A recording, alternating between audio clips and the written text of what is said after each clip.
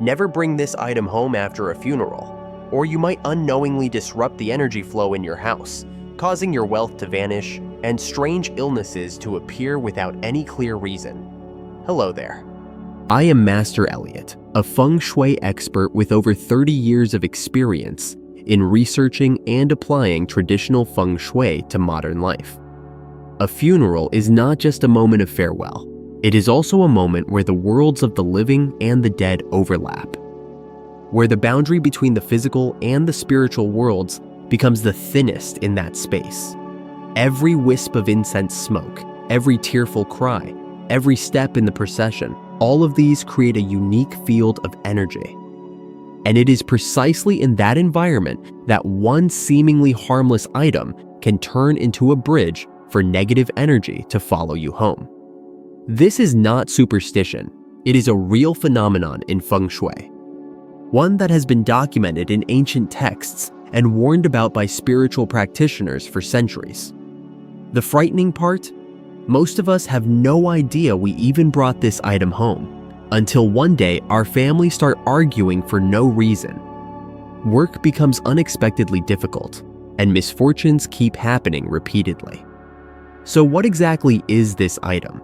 Why is it so dangerous?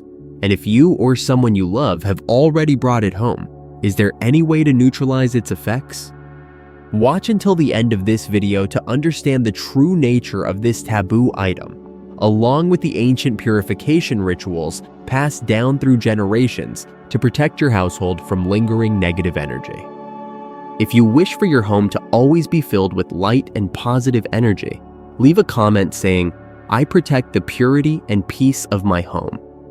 And do not forget to subscribe to the Master Elliot Feng Shui channel so you can continue this journey with me as we explore practical feng shui secrets and the art of protecting your life energy every single day. Before we reveal what that taboo item actually is, you need to understand this. It is often the habits that we think are harmless after a funeral that open the first doorway for negative energy to enter our home. Let's go through some of the dangerous mistakes that many people unknowingly make after attending a funeral. Number 1, going straight home after a funeral. There is one common habit that almost everyone has simply because it is convenient, and no one really thinks twice about it. After a funeral ends, most people head straight home. It seems natural to think, "It's over, now I can rest." But in traditional feng shui, that hurried return is exactly when you might be bringing an uninvited guest into your home. The lingering energy of the funeral. The human body is not just flesh and bones, it is a delicate network of energy. When you stand in the space of a funeral surrounded by grief, tears, incense smoke, and final goodbyes, you are absorbing a heavy energy field. You cannot see it, but it is very real. And if you immediately walk through your front door, you might unintentionally carry that energy into your living space. In feng shui, the home is considered a nest of energy, a place where life force gathers, nurturing wealth, health, and emotional well-being for the entire family. Think of it like a garden. It needs sunlight, air, and freshness to thrive. But when you bring in unresolved negative energy, it is like walking into that garden with a cloud of dust clinging to your clothes. It might not cause immediate damage, but it will settle in quietly, lingering in the corners of your home's energy and slowly weighing things down. Common signs include a subtle change in atmosphere, not quite sad, not quite happy, just unusually heavy, and also sleepless nights for some people, an increase in petty arguments between family members, or little problems that seem to pop up for no clear reason. No one connects it back to the funeral because the shift is so quiet and slow. But that is exactly the nature of energy, invisible but always present. And if we do not actively manage it, it will quietly affect everything. The ancients were very wise when they taught, after a funeral, do not go straight home. Instead, take a detour, walk through a busy street, stop by a temple and light some incense, or sit at a roadside cafe and have a cup of tea. No need for complicated rituals. Just give your body and mind a few moments to settle, let the heavy energy dissipate, and then return home. That is how they used to clear the energy without naming it, but fully understanding it. Number 2. Hugging or carrying young children right after a funeral. The moment you return from a funeral, your first instinct might be to hold your little one. It is a natural reaction, like reaching for a bit of light after being surrounded by sadness. But in feng shui, this is actually a moment that requires caution, not because of superstition, but because your energy and the child's are completely incompatible in that moment. Young children, especially newborns, and those under 6 years old, are considered to have pure yang energy. Their energetic field is light, clear, and very fragile. This makes them incredibly sensitive to energy shifts, especially from the adults around them. If you have just come from a place filled with negative or grief energy, you are still carrying part of that heaviness around you. Whether you realize it or not, you are radiating that energy, and it can press down on the delicate energy field of your child. The result is not some mysterious curse. It often shows up in clear physical symptoms. The child cries endlessly, refuses to sleep, wakes up in the middle of the night, or starts looking tired and distant. Some children become irritable, eat poorly, or cling to their parents in ways that are out of character. From a scientific perspective, you could find hundreds of possible causes. But if these signs show up right after you have attended a funeral and held your child, it is very likely the energy field has been disturbed. Traditionally, elders were very cautious about this. They would not allow someone who had just returned from a funeral to touch or hold young children, especially newborns, not out of discrimination, but because they understood how even the lightest shift in energy could impact the fragile body and mind of a child. And since babies cannot talk, they respond with crying, emotions, and physical changes, which adults often fail to connect to the invisible cause. The solution is simple. After a funeral, give yourself a quiet moment. Change your clothes, wash your face, sit and relax for a bit. Or better yet, let a smile return to your face before you hold your child. Children can sense far more than we think. A hug is not just physical contact, it is an energy exchange. And if your energy is light and peaceful, it will help your child feel calm and safe instead of confused and restless. Number 3, visiting someone else's home right after a funeral. There is a well-known cultural taboo that our ancestors emphasized clearly. Do not visit another person's home right after attending a funeral, especially if that home includes someone who is sick, a child, or a pregnant woman. From an energy science perspective, this is not an irrational superstition. It is a way of preserving the purity of each living space's energy. Every home has its own energy field shaped by the habits, layout, emotions, and mental states of the people living there. When someone walks in from the outside, especially from a place with a strong contrasting energy field, it is almost impossible to avoid an energy clash. Even if the people inside do not know where you have just been, they may still feel uneasy, restless, or strangely off balance. And if they do know you have just returned from a funeral, they may become anxious or uncomfortable, especially if they are caring for a newborn, someone who is ill, or an expectant mother. These individuals are most vulnerable and require a stable, safe energy environment. From a practical point of view, showing up right after a funeral might also come across as insensitive. Even if your intentions are good, others may feel you lack awareness of energy, which in feng shui is considered a silent language that shows your respect and understanding toward others. So what is the right thing to do? Very simple. Go home first, cleanse your personal energy, regain balance, and then visit your friend's home on another day. By then, your energy will be light, calm, and perfectly in sync with their space. Many people say, "I'm just stopping by for a minute. What harm could it do?" But in feng shui, even a brief mismatch of energy can disturb a space that was already fragile, like an out-of-place note disrupting a gentle melody. It is short but still unpleasant, so do not stop by just because it is on the way. You might unintentionally bring discomfort into someone else's sanctuary. And if you absolutely must visit for a truly urgent reason, make sure to ask permission first, or at the very least, explain your situation clearly. In feng shui, true sensitivity is not in fancy words, but in knowing when it is better to pause. Knowing what to avoid after a funeral is essential. But now it is time to talk about the most important part, where even a small moment of carelessness can cause long-lasting effects on the energy flow inside your home. That is the one item you should never bring back: your funeral clothes. Why funeral clothes are a taboo item? Feng shui. Clothing is not just something you wear, it is an energetic shell that surrounds your body. It is your second skin, the first layer to come into contact with your environment. It absorbs more than just sweat. It takes in the air, the scents, the emotions, and the energy of the places you pass through. And at a funeral, where the air is thick with sorrow, grief, and parting, your clothing becomes the strongest conductor of that heavy energy you can imagine. It is like a sponge soaked with incense smoke, tears, and the vibrations of loss. The problem is, if you bring that sponge home without cleaning it, without washing or doing anything to clear it, then everything absorbed from the ceremony will quietly spread into your living space. Not in a spooky way, but in a slow, subtle way that you might not even notice is affecting you. Many people say that after attending a funeral, their home suddenly feels off.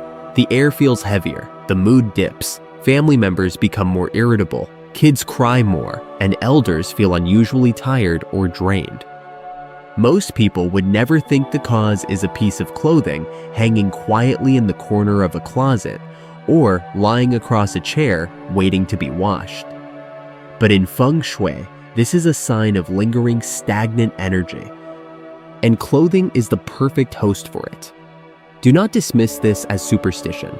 The impact of your environment on your emotional state has been well documented by science. A gloomy space can make you feel exhausted. A dark room can pull your mood down. And funeral clothes, if not properly dealt with, can unconsciously remind you and everyone around you of grief, loss, and the emotional heaviness you thought you left behind.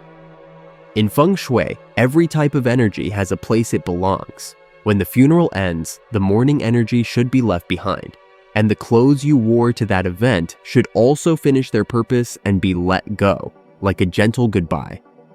Closing the door on a meaningful ritual so you can fully return to peace. 4. Step-by-step energy cleansing rituals. After removing the clothing that carried funeral energy, the next important step is to cleanse yourself, not just physically, but energetically as well. Step 1. Change out of your funeral clothes immediately. Changing clothes as soon as you get home is a clear way to separate two energetic states: what has passed and what is happening now. You do not need to imagine anything mystical. Just understand that every outfit worn in a specific environment carries part of that environment's energy. Changing clothes is not only about hygiene, but also about avoiding the invisible emotional residue being brought into your living space. Take off everything you wore to the funeral, your coat, socks, even a headscarf if you wore one, and place them in a separate bag or basin. Do not mix them with your everyday laundry, and especially do not wash them together with other people's clothes. Not out of fear, but out of respect for energetic separation.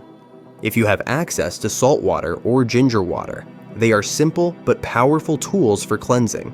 Just mix a handful of rock salt into warm water, or crush a piece of fresh ginger into your wash basin. This helps neutralize the lingering energy. There is no need for a complicated setup. Your awareness alone already gives the act feng shui value. Step 2. Take a cleansing bath with salt or herbs. After changing, the next step is not to raid the fridge for a snack. It is to clear the layer of energy still clinging to your body. The easiest way to do that is to take a bath. But not just any quick rinse. Approach it as if you are washing away a layer of emotional residue, not just dirt. If you have time and ingredients, boil a pot of warm water with pomelo leaves, lemongrass, or fresh ginger. In both feng shui and traditional medicine, These herbs are known for their detoxifying and energy cleansing properties. Their natural fragrance helps relax your body while reactivating your inner yang energy, like opening a window and letting fresh air in after a gloomy day. No herbs? No problem, rock salt is enough. Just a small handful dissolved in water is all you need. Use it to wash your face, neck, hands, and feet. Most of the lingering heaviness from the funeral will be lifted. Salt is a natural yang mineral. It absorbs and neutralizes stagnant energy effectively. Bathing in salt water will not make you cleaner physically, but it will absolutely help you breathe easier on a spiritual level. If you are too busy for a full ritual, do not worry. Wash your face with salt water, rinse your hands thoroughly under the tap, and gargle just a bit. These 3 small actions can noticeably shift your energetic state. And if you already practice meditation or simply sit in silence for a few minutes after bathing, congratulations, you have just reset your energy field beautifully. Step 3. Burn purifying incense. After changing clothes and washing up, if you still feel heavy or like something in your space is off, that is when incense becomes your next ally to restore balance. Not to chase away spirits or anything dramatic, but to help rebalance the energy inside and around you. In traditional feng shui, scent is one of the most powerful tools to shift energy. Incense is not just aroma, it is vibration in the air. It touches your sense of smell, triggers emotion, calms the nervous system, and gently dissolves stagnant or heavy energy. You do not need an altar or a sacred space. Just a stick of sandalwood incense, a little cinnamon powder, or any gentle fragrant stick will do. Light the incense and slowly walk through your space. Pass by the corners, the doorways, especially the areas where you changed clothes, rested, or bathed. To cleanse yourself, simply circle your body with the incense. You do not need to wave it around or perform anything complicated. Just let the smoke pass around you like a warm stream, clearing away what no longer serves you. While you do this, breathe slowly. There is no need for chanting or long prayers. Simply stay present and notice how the energy feels. Many people say they feel lighter, their chest eases, and the space feels brighter after doing this. That is the moment when your inner energy starts to restore itself. A quick tip: avoid doing this in a completely closed room. Crack a window open to allow old energy to leave and fresh energy to enter. Feng Shui is about movement. If you trap the smoke, you are only suffocating yourself. And when the incense has burned down, do not rush to clean up. Let the scent linger for a while, like how spaces sometimes need a few minutes of stillness to adjust. Step 4. Say a short prayer or blessing. Once your body, clothing, and environment are all cleansed, one final thing remains: your mind. Even if you are not religious, even if you do not fully believe in energy, a small moment of intention spoken sincerely from your heart holds more power than you might think. A blessing is not about asking for something from the outside. It is about reminding yourself that you are choosing peace, that you are closing the door on a heavy experience, and that you are opening the way for a new, clear, peaceful space. It is easy to do. Sit down or stand wherever you feel stillness. Bring your hands together in front of your chest, not as a ritual, but to unify the energy within. Close your eyes if you wish. Take a slow breath and then speak either out loud or silently a short, heartfelt sentence. For example, I allow all heavy energy to dissolve. I choose peace for myself and my space. I release what no longer belongs to me. There is no need for poetic words, no need to sound mystical. The more honest you are and the closer you are to your real emotions, the more powerful your words become. Because they do not go outward, they go inward to the deepest part of who you are. This step helps stabilize your inner energy. It leaves you not only feeling clean on the outside, but also grounded on the inside. One mindful sentence spoken with full awareness can be stronger than 100 mindless prayers. And when you finish this final step, you will feel yourself truly back. No longer pulled by the funeral's emotional weight, no longer haunted by the past, just you, clear, bright, and ready to move forward into a new day. How to refresh your home's energy. Once your own energy has been cleansed, the next thing you should not overlook is your living space. Because your home is not just a place to live, it is where your energy resides. And if you have just gone through a major transition, like a funeral, refreshing the energy in your home is not only necessary, but also a mindful and respectful act towards your family's energy field. Start with something simple. Open the windows. Do not underestimate this step. Just a few minutes of fresh air coming in and sunlight slipping through the cracks can stir up stagnant energy and prevent it from silently settling in the air inside your home. The air inside your home is like water in a pond. Without movement, it will eventually become stagnant. Wind and light are the doctors of feng shui. They purify naturally and create positive flow without requiring any complicated rituals. After that, if you want to boost the effect, light a candle.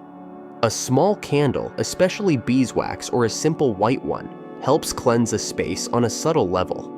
Its soft flame burns off stagnant energy and brings a calming sense of safety. A tiny flame can warm a whole corner and brighten unseen energy fields.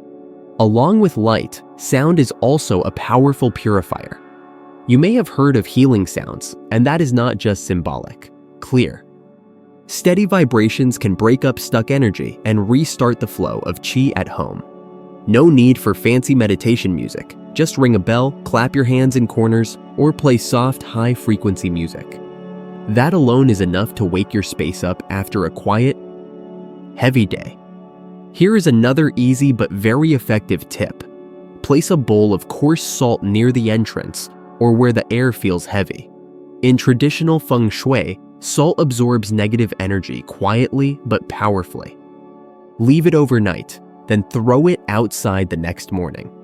It removes heaviness without effort or rituals. No need to be fancy, just be mindful. Finally, take a slow walk through your home, step into each room, and feel the energy as you do. Speak to your space not in a spiritual way, but with clear, kind intentions. For example, only light and peace dwell here. I welcome freshness and joy into this space. These words spoken with awareness shift energy, like guiding the wind into your sails. Your home is like your body. When cared for, listened to, and cleansed at the right time, it becomes lighter, easier to breathe in, and more in tune with you after heavy emotional moments. This is a simple yet powerful way to refresh both your space and yourself.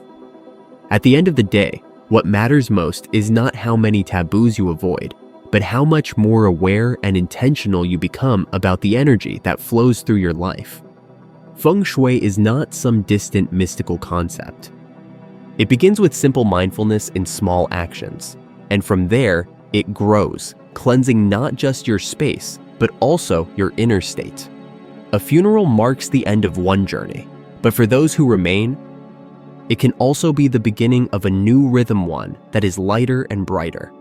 If you know how to let go of what no longer serves you and hold on to what truly matters, and if today you feel more at ease, more mentally clear, then that means your energy has begun to heal. Thank you for taking the time to listen and share this space with me. If you found this topic helpful, please share the video and help spread this mindful awareness to more people. And do not forget to leave a comment below with a message that feels personal to you. For example, I choose stillness, clarity, and peace as the main energy of my home.